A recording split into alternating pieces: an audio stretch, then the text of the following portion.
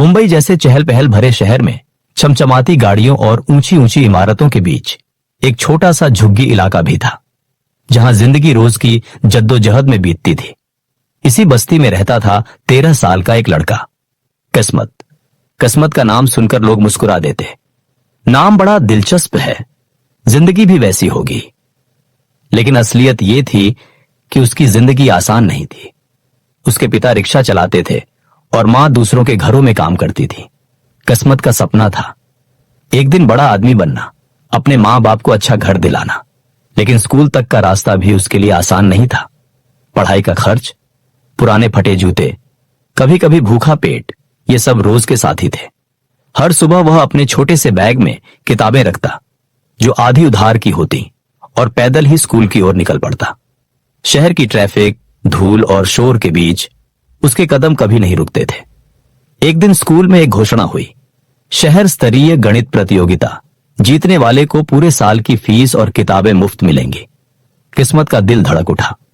उसे गणित अच्छा लगता था, लेकिन मुकाबला बड़े बड़े स्कूलों के बच्चों से था, जिनके पास कोचिंग, नोट्स और गाइड थे। दोस्तों ने कहा, मत सोच, ये अमीर बच्चों का खेल है। लेकिन किस्मत ने ठान लिया, मैं कोशिश जरूर करूंगा। रात को वह बस्ती की एकमात्र स्ट्रीट लाइट के नीचे बैठकर सवाल हल करता। मां देर रात लौटते हुए उसके लिए चाय ले आती। पिताजी भले थके होते, पर उसके पास बैठकर चुपचाप उसकी किताबें पलटते। पड़ोस के मिश्रा अंकल, जो रिटायर्ड टीचर थे, उसकी लगन देखकर बोले, बेटा, सवाल हल करने से ज्यादा जरूरी है सवाल को समझना। उन्होंने उसे शॉर्टकट ट्रिक्स और आत्मविश्वास से सवाल सॉल्व करना सिखाया। शहर का बड़ा हॉल, चमकदार यूनिफॉर्म में बच्चे, कैमरों की फ्लैश। किस्मत साधारण यूनिफॉर्म में, लेकिन आंखों में चमक लिए बैठा था। पहले राउंड में उसने आसानी से सवाल हल किए।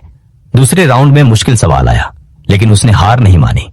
धीरे धीरे उसने हर सवाल हल कर दिया। घोषणा हुई, पहला स्थान किस्मत। पूरा हॉल तालियों से गूंज उठा।